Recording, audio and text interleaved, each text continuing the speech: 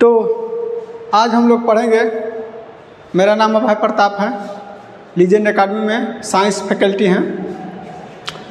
9th class में आज हमको पढ़ना है मास और वेट के बारे में कि मास और वेट क्या होता है। बहुत बच्चे का ये कन्फ्यूजन रहता है कि वेट को मास बोल जाता है, मास को वेट बोल जाता है, जो कि आज हम क्लियर करेंगे।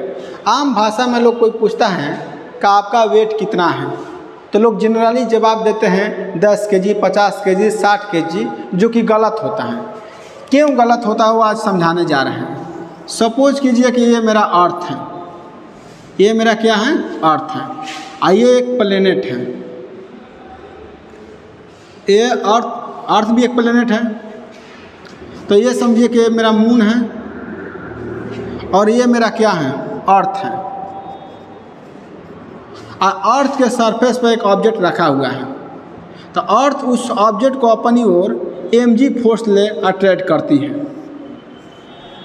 mg फोर्स ले अट्रैक्ट करते हैं। जहाँ m क्या होगा, उस ऑब्जेक्ट का होगा मास, और g क्या होता है, एक्सेलरेशन ड्यू टू ग्रेविटी होता है। एक्सेलरेशन ड्यू टू ग्रेविटी होता है, एक्सेलरेशन ड्यू टू ग्रेविटी होता है, जिसका वैल्यू 9.8 मीटर पर सेकेंड स्क्वायर होता है। कभी कभी कैलकुलेशन को आसान करने के लिए इसका वैल्यू 10 मीटर पर सेकेंड स्क्वायर ले लिया जाता है। तो देखिए वेट क्या है। किसी ऑब्जेक्ट पर अर्थ के द्वारा लगाया गया फोर्स को हम क्या बोलते हैं, वेट बोलते हैं। तो मान लीजिए कि ये ऑब्जेक्ट है, इस पर अर्थ ने 100 न्यूटन का फोर्स लगा दिया, तो उस ऑब्जेक्ट का वेट कहलाएगा 100 न्यूटन।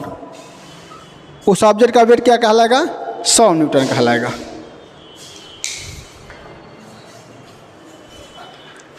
अर्थ के द्वारा लगाया गया फोर्स को क्या बोलते हैं, वेट बोलते हैं। तो मान लीजिए कि अर्थ पर कितना ऑब्जेक्ट पर अर्थ कितना फोर्स लगाई, 100 न्यूटन, तो उस ऑब्जेक्ट का वेट कितना हो गया, 100 न्यूटन। चूँकि ए बराबर होता है mass into acceleration due to gravity. तो मान लो कि मास कितना है, 10 kg है, तो 10 में 10 ले गुना करिए तो कितना आ गया, 100 न्यूटन। तो वेट मेरा हो जाएगा उस ऑब्जेक्ट का 100 न्यूटन, लेकिन मास कितना होगा, 10 kg होगा।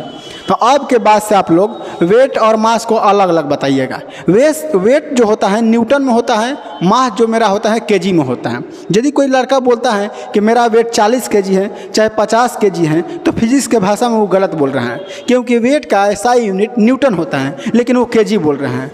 मास बोलेगा 40 kg, 50 kg, तो सही है। हाँ, एक बात और होता है कि यदि तुम अर्थ से मून पर चला जाएगा तो तुम्हारा वेट 1/6 गुना हो जाएगा। मतलब कहने का अर्थ है कि यदि अर्थ तुमको 600 न्यूटन के फोर्स ले अट्रैक्ट कर रही है, तो मून तुमको 600/6 मतलब कितना, 100 न्यूटन। मतलब कहने का अर्थ है कि तुम्हारा वेट कितना हो जाएगा, अर्थ के सरफेस पर तुम्हारा यदि वेट 600 न्यूटन है, तो मून के सरफेस पर तुम्हारा वेट हो जाएगा 100 न्यूटन।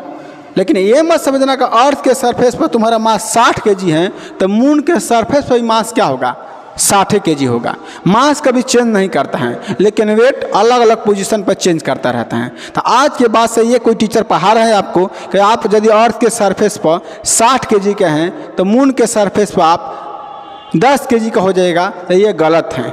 मास कभी चेंज नहीं होगा। यदि यहाँ आप 60 kg का है, तो मून के सरफेस पे भी क्या रहिएगा, 60 kg रहिएगा। लेकिन आपका यदि वेट यहाँ 600 न्यूटन है, तो मून के सरफेस पे आपका वेट हो जाएगा 100 न्यूटन। ये बात सही है।